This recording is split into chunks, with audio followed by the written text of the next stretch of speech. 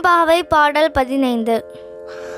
ஓரொரு கால் எம்பெருமான் என்றென்றே நம் பெருமான் சீரொரு கால்வாய் ஓவால் சித்தம் களி கூற நீரொரு கால் ஓவா நெடுந்தாரை கண்பணிப்ப பாரொரு கால் வந்தனையால் விண்ணோரை தான் பணியால் பேரறையர்க்கு இன்னனே பித்தொருவர் ஆமாறும் ஆரொருவர் வண்ணம் ஆட்கொள்ளும் தகர்த்தால் வாருருவ பூன்முளையீர் வாயார நாம் பாடி ஏருருவ பூம்புணல் பாய்ந்தாடேலோ ரெம்பாவாய்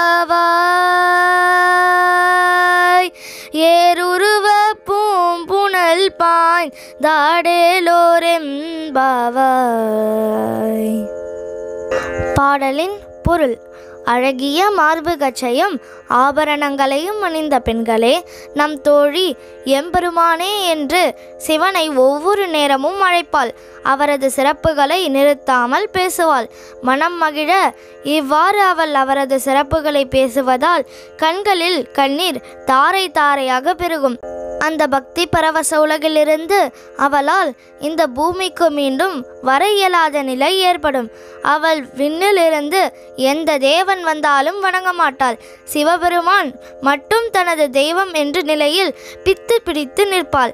அவளைப் போலவே நம்மையும் ஆட்கொள்ள காத்திருக்கும் வித்தகனான சிவனின் தாழ் பணிந்து பாடுவோம். பூக்கள் நிறைந்த கலப்பை வடிவிலான குளத்தில் பாய்ந்து நீராடுவோம்.